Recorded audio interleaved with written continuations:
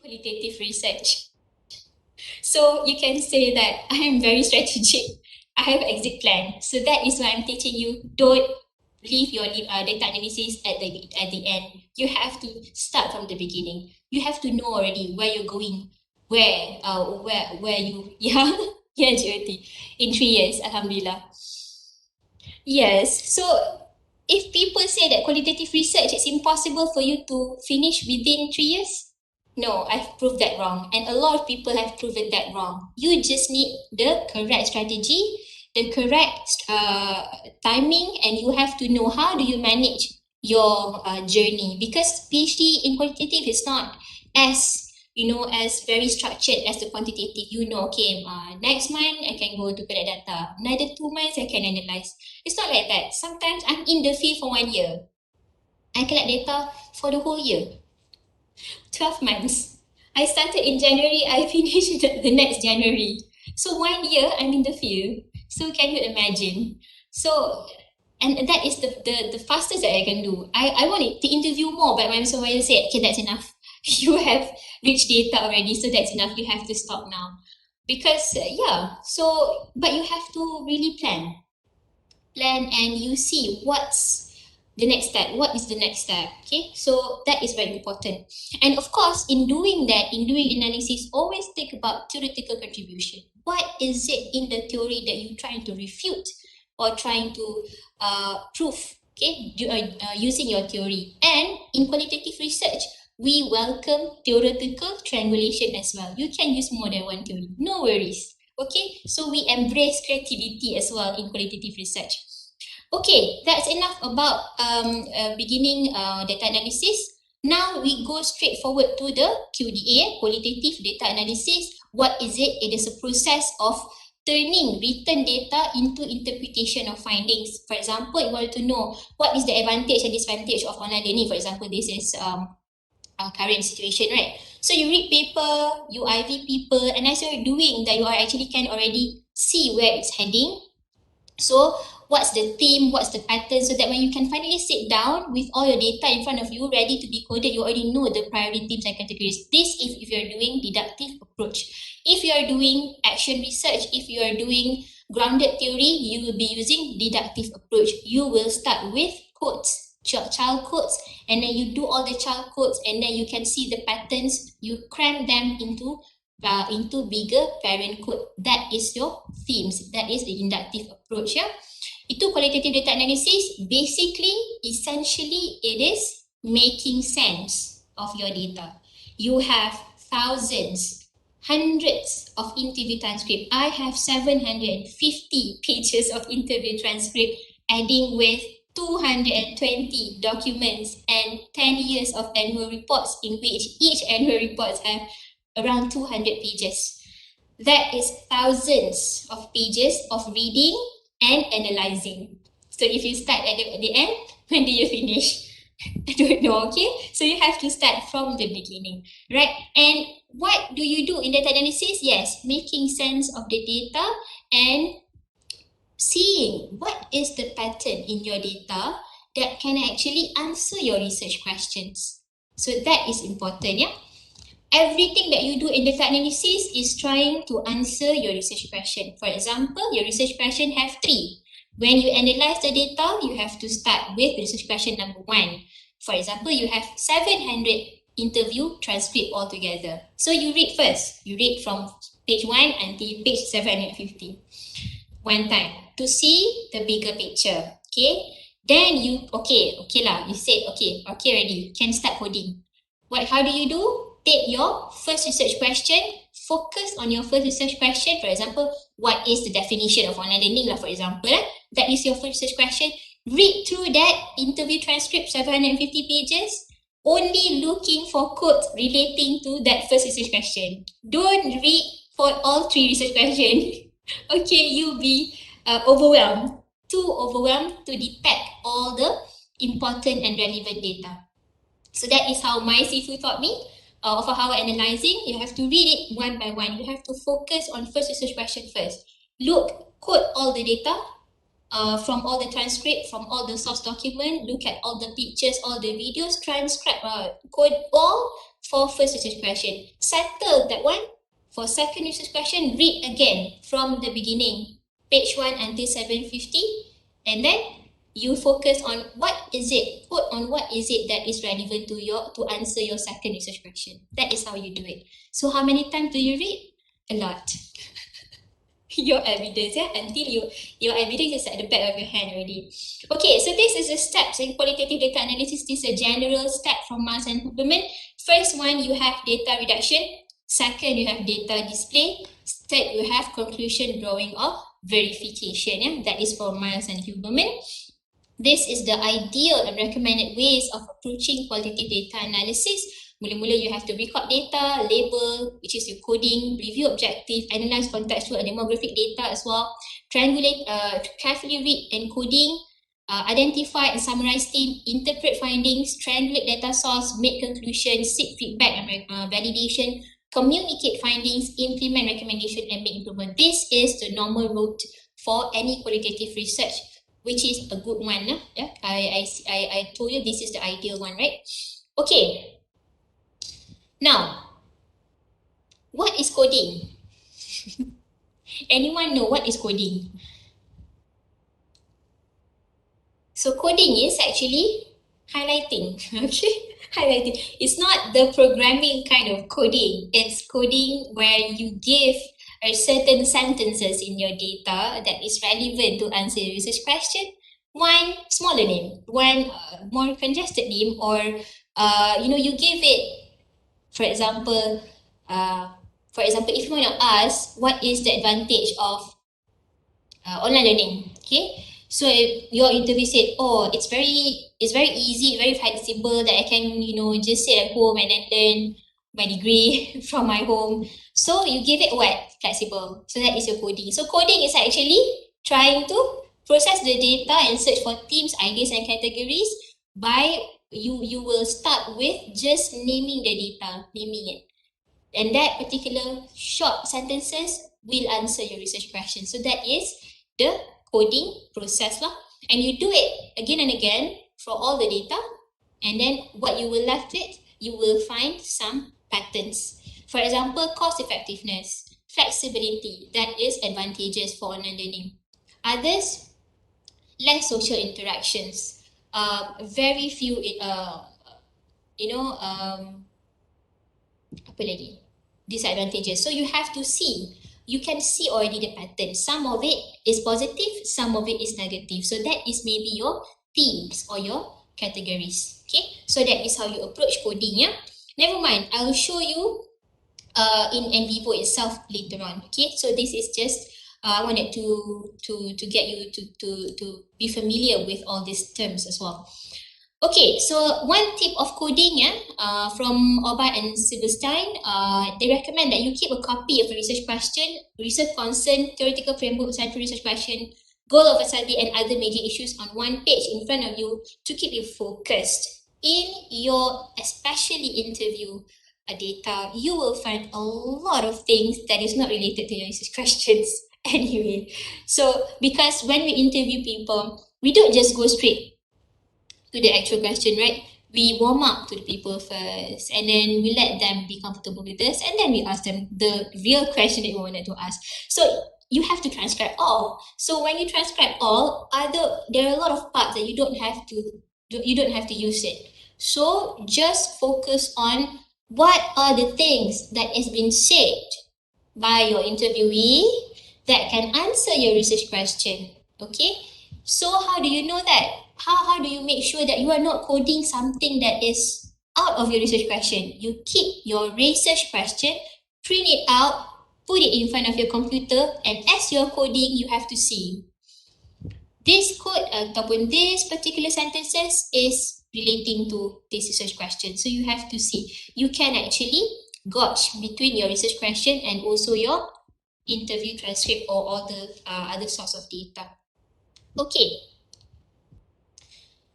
Coding process, we have two process. There's inductive process and also deductive process. Normally in qualitative research, we will begin with inductive process, whereby we read one time and then we code the small code first ataupun the child code first, and then After that, we will collapse the codes together.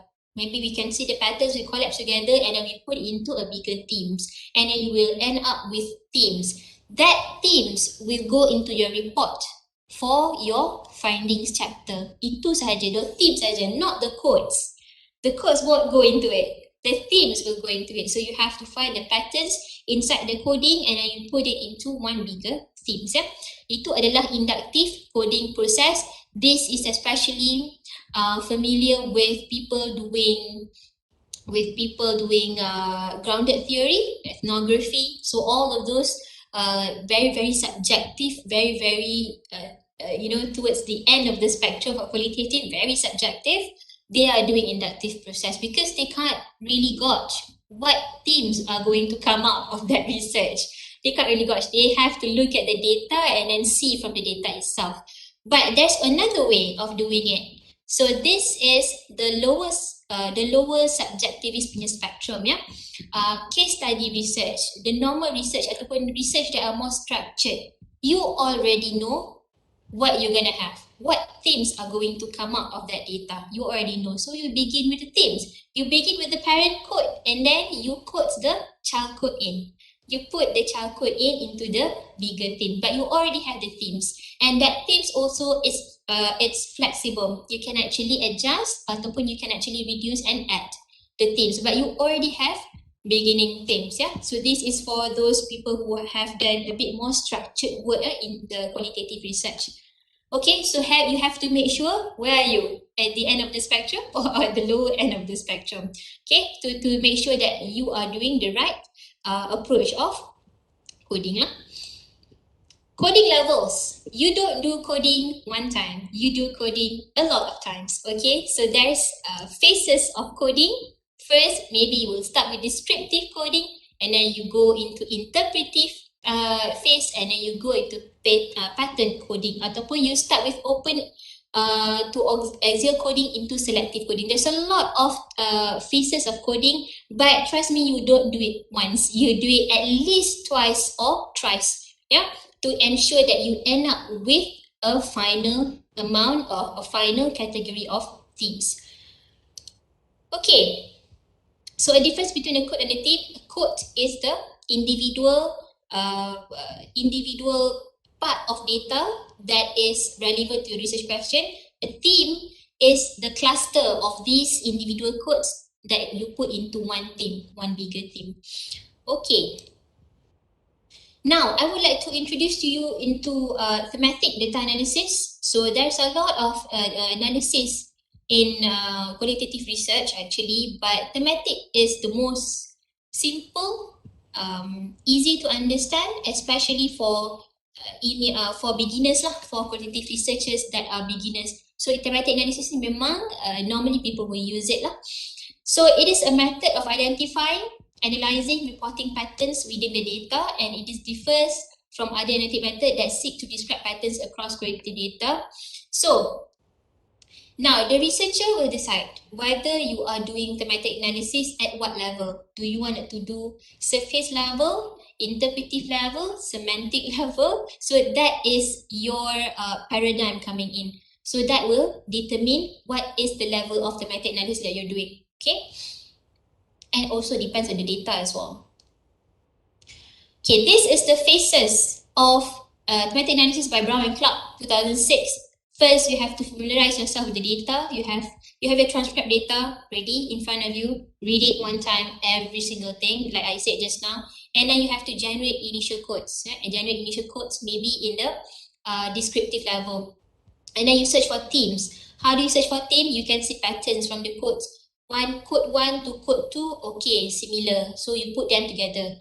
Code 3, code 5, similar, put them together. So lama-lama you buat macam tu, maybe you start with 200 codes, you will end up with 20. Maybe you start with 200, I repeat that again. Maybe you start with 200 codes, but you will end up with 10, for example. That 10 is your themes. That is where you're going. You start with 200, you want to go into 10 ataupun 20. That is the most. Because you cannot report more on that. Okay, if you report more on that, you are being too branched out. So you want to focus on your research question only. So not too many quotes lah at the end, okay? At the beginning it's okay, there's a lot. But after which you have found the pattern, you collapse it together, you will find better and also bigger themes for from your data itself. Okay, and then you search for themes, review the themes. When you come up with only 20, after that you have to review it, okay? And then you define and name the themes and produce your report based on the themes, not the quotes. How do you produce reports? You take some of your quotations that is very relevant, put in your report and explain what is the meaning behind what your interviewee is saying. So that is one way of doing qualitative research report. Okay, this is the visualized version. Alright. You have a lot of transcript here. And then you generate from this transcript, you generate initial quotes, the one that I said 200 just now. And then you look at the quotes, you look at the patterns. Patterns which mean the quotes, between one quote and another, it can be collapsed into one bigger quote. So you collapse into one bigger quote, you'll find a theme. Okay, so you look at the themes, how do you will find a plot? Because in qualitative research, it is as much as an art as it is a science. Okay, so science is because it is based on evidence, but arts because you have to know how do you want to make the storyline of your research. How do you want to tell the story from your research? That is when you're looking for the themes, you will look at how do you arrange the plot. Okay, which plot are you going to write? Maybe there's 20 plots in one data. Okay, it can be, alright? You have to give each and every story in your research data itu the chance to fight with each other. So you have to find which story that is doing the most justice to your data. Okay, there's one story 1, story 2. Okay, story 1, is it doing justice to the data? Story 2, you look at things as well. Is it doing justice to data? You have to find one storyline or one story plot that is representing most of your data. Very data driven. Okay, so that is where your creativity comes in. How do you want to write your research paper in qualitative based on your evidences? And then you like to write your narrative. Okay, so qualitative research is storytelling.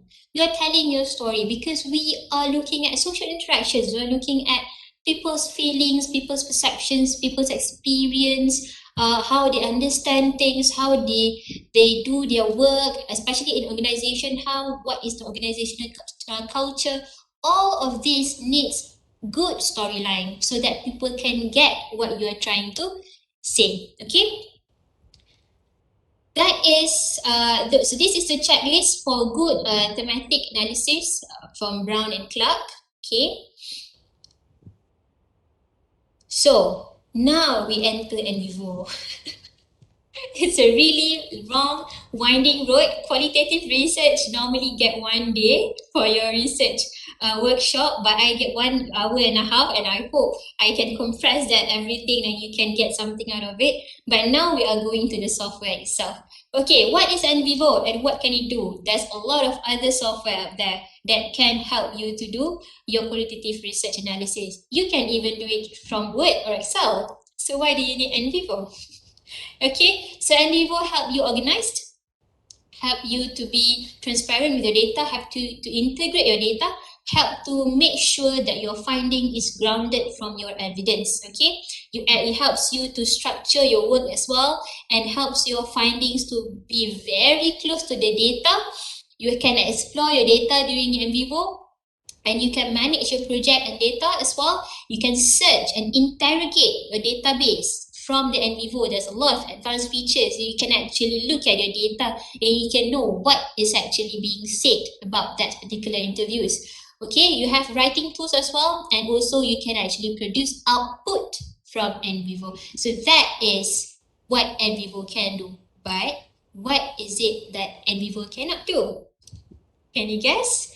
Okay, it cannot analyze data for you. Unfortunately, it's not SPSS, it's not PLS, it's just a tool for you to organize your data, for you to program, for you to code your data even more effective. But you cannot analyze the data. Whatever that you code, only you know what is the meaning. Okay, and people doesn't know. And anyone else one doesn't know. You know the meaning because you know what's the theoretical what is the theoretical explanation behind that coding. And it cannot produce and make conclusion for the data. It cannot write the report for you. Cannot. It cannot calculate it does not calculate statistics through some program will produce simple counts of percentage, tapi cannot calculate statistics. It cannot reduce the bias. You have to do something to reduce the bias, and it cannot do the coding as well. There is a feature of fast coding, for example, if I'm not mistaken, is automatic coding. Yeah, you give it the data and then you ask the Nvivo to do automatic coding. But mostly it's useless because it doesn't know what it is coding. You know what you are coding and what you need to code. So don't leave it to the software itself. So mostly it helps you to manage your data, but it doesn't help to you analyze. The analysis comes from you, or else qualitative researcher doesn't have work to do. Okay, so this is the basic terminology in Nvivo. If you're using STI before this, it's not really the same because in Nvivo we call it note for code. Okay, we call it sources for data. We call it coding for quotations. Yeah, so basically, if you are seeing notes, it means code. Okay, so that is the difference in Nvivo software. Okay, so our task for today, we have entered our hands-on activities. So our task for today is to prepare the data, put it inside Nvivo, try to read and understand the data through exploration and coding, try to produce output and structure the write-up, and also try to look at how do we backup. Okay, are you guys ready with me? I'm actually at 4:21 right now. Are you guys ready? Please open your Nvivo software right now. Okay, ready? Yeah, I hope you guys ready. I wanted to open my Nvivo software right now as well to show you guys from the beginning of the steps. Okay, let me go into Nvivo.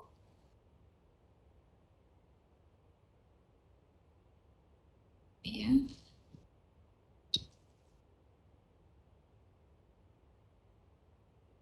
Okay. If you have already Nvivo with you, you can open it now so that we can do it together.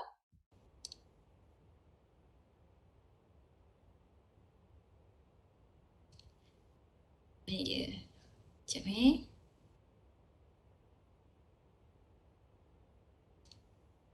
Okay, it's in the background. Okay, so this is Nvivo 12 Pro. I'm using 12 Pro. If you are buying the full version, you can actually try to buy the 12 Pro as well. This is the latest one and have much more features, but I'm going to show you the normal and basic features and how do you begin coding. Yeah. Okay, so if you wanted to start, you start with blank project lah. Okay, so maybe you start with blank project and give it a name here, title or any description of the project if you have one, and then you click OK. Okay, ada nama testing one ya. Okay. Now, when you create a blank project, you will see this interface. Try to do it. Please open your Nvivo. I think yeah. we don't see your Nvivo things. Oh, sorry. I actually shared the second screen. I supposedly shared the first screen. I'm so sorry. I will start it again. Oh, okay. Wait, it's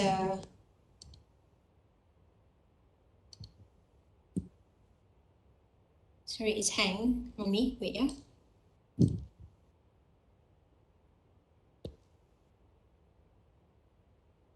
Dr. Tang, can you hear me still? Oh yeah, sure, of course. But wait, my computer is okay. I stopped sharing already. Hang tak apa, jangan rosak. Dia tak rosak tapi dia hang sekejap. Okay. Yeah, screen 1. Yes, screen 1. Patutnya tadi I crashing screen 2. Okay. Now where is my Nvivo then?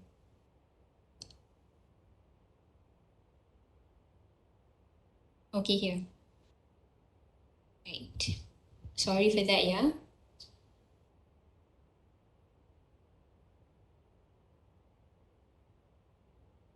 Lambat sikit sebab dia berat. Give it a bit time. Okay, so this is, I hope you can see my screen now. Yes, yes. Okay, that's good. So this is Nvivo 12 Pro. And if you wanted to create a new project, you can create using these features. Click blank project and then you give it a name, testing 2, because I have testing point just now. And then if you have the description of the project, you can just put it in the description box and then you click OK. And then it will go, it will open directly your blank project, yeah? As you can see, it takes a little bit of time. Okay, now it's on. I hope you guys also have your Nvivo and can do this with me so that you can actually follow the steps lah. So this is the interface that you will get when you open your Nvivo and you start the blank project. Okay, so you can also look at the tutorial here, but I will be giving you the tutorial. So you have to click on the cancel button there. Okay, so this is your main interface. Right, so whatever that you wanted to do, this is your main ataupun your home. Okay, so first step, we wanted to prepare our data and put it inside Nvivo. I want you to follow me. How do you import document? Simply by, you go to the import tab over there at the top and then you import files. If you wanted to import files, specific files also can. You can actually import from Qualtrics. You can import from SPSS, SurveyMonkey pun can, Excel pun can. But what I'm going to do now is just import from files and take every single thing in your files like that. The interface, the way you interact with Nvivo, it's the same with the way you interact with your Windows. It's very similar. So you drag everything and then you click open and you can just import it.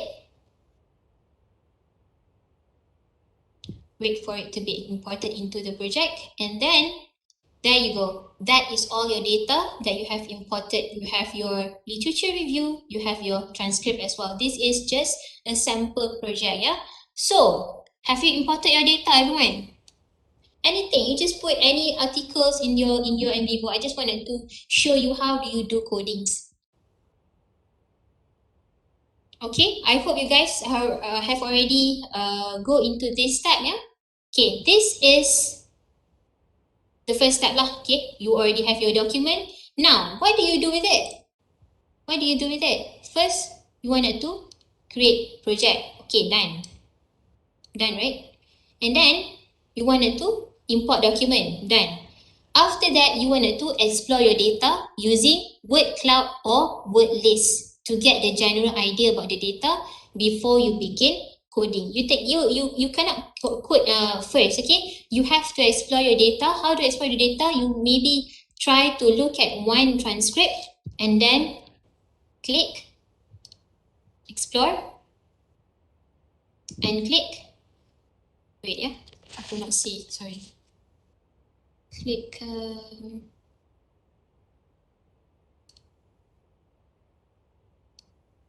Okay, word query, word cloud, visualize. Okay, right. I also sometimes forget how to use here. Okay, so from transcript 1, for example, you go into home, you go into visualize, right? So go into visualize. I'll stop my camera first. Maybe it's making my computer a bit slow. Okay, so go into visualize and then you try to do word cloud. I'm sure you already know what is a word cloud. Word cloud is it will process the word that is much more frequent in one particular interview transcript. Okay, so if you wanted to explore what is it being said in your interview transcript, in particular this is on jail, transcript 1 jail. So jail is using a lot of these words, yeah? This is just to get the general idea before you even begin reading all those transcripts. So you can explore in this kind of way, yeah.